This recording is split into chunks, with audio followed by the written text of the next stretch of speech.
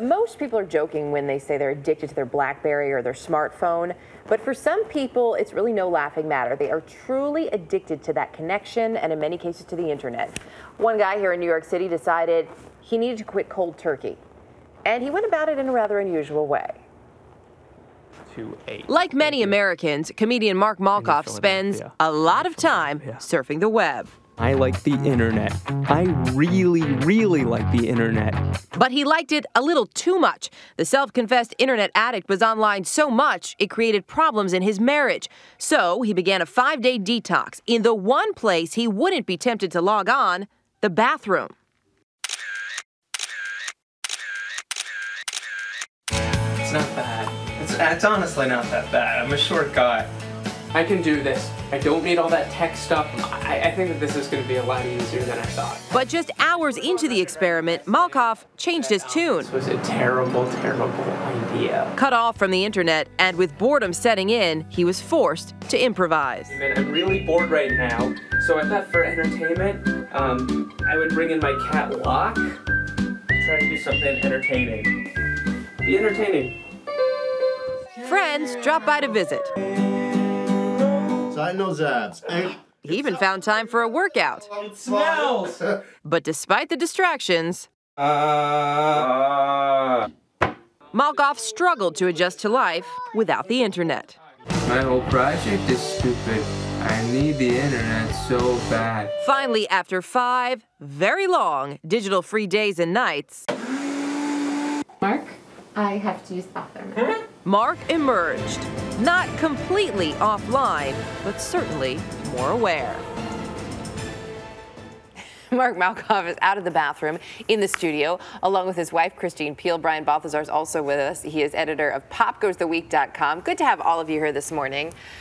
Okay, why the bathroom, especially a New York City bathroom? That's like the size of a coat closet. It's true. I try to do it several times in my daily life, try to stop being online, and I would last about an hour. And I thought, in New York City, where is a place that I can go, zero temptations, zero distractions? And the only place I could come up with was my bathroom. Was your own bathroom. Yes. Really, I mean, you say you were on it from the time you got up in the morning till the time you went to bed. Why did you feel the need to constantly be connected? I don't know. It was just 7 or 8 years ago where we didn't have this problem. But for some reason, I had to check news sites multiple times an hour, go on email every 5 minutes. And if people watch the video at mydamnchannel.com, they can see that this was really a detox. The first day, I felt like I was on an episode of Little House on the Prairie without technology, except the prairie was a tiny pink bathroom.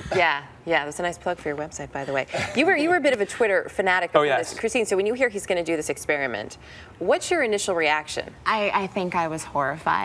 So you weren't happy he was going to be giving up the internet? No, I was happy he was going to be working on his addiction. I wasn't exactly thrilled he's going to be living in our one bathroom. Yeah. Did you move out for 5 days? No. I live there. I use the bathroom. This really brings you closer as a couple, doesn't it? Yeah. Kind of. What did you miss the most while you were in that tiny little pink bathroom? My bed.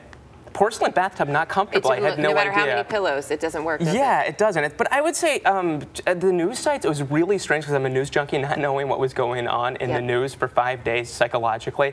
Was because, you know, I need the late breaking news. Twitter was really strange. Facebook and stuff, just everything especially. But I found during the week as it progressed, it got easier. It got a little easier. It's funny how addicted we are now to this information. It really is information overloading, yet we can't live without it. Right. I think maybe his is an extreme case, but I don't think it's that uncommon. And I think people know who they are because they try and hide it. If you ever go to dinner with someone who's addicted to technology, they go to the bathroom often, or they're looking under the table. They're not looking at you the whole time. They even get phantom vibrate. When their phone isn't on them, they feel it vibrate. Yeah. And I've had that happen all the time. So they're out there. People are doing this. It's not that uncommon. People are tweeting about a biological function. That's too much. TMI, completely TMI. But are you also finding that people are starting to recognize it, like Mark did, are starting to recognize it more and trying to do something about it? Well, it's being pointed out to them. I think they recognize it, but I think they're hiding it because people are pointing it out to them. You know, you're not talking complete sentences because you're talking to someone else, or you're bumping into something because you're looking down. When you're walking down a Manhattan street and you're bumping into people, and it happens. I walked into an air conditioner after I dropped my son off at preschool, and I thought maybe I should stop checking my BlackBerry. You have a problem. Luckily, the kids weren't with me. So what do I do then? If you see this addiction, obviously you don't have to lock yourself in a bathroom for 5 days. How else can you curb it? I would say you don't quit cold turkey. Ask anyone. Lindsay Lohan will tell you quitting anything cold turkey is harder. You're going to tremble. But I think you wean yourself off, and there are ways you can do that. You can declare no phone zones. When you go to a movie, you're not allowed to use your phone. Some theaters are actually disabling the signal. So do that to yourself. Dinner's a great time. That's one of the few times of the day where you're actually across from someone you care about.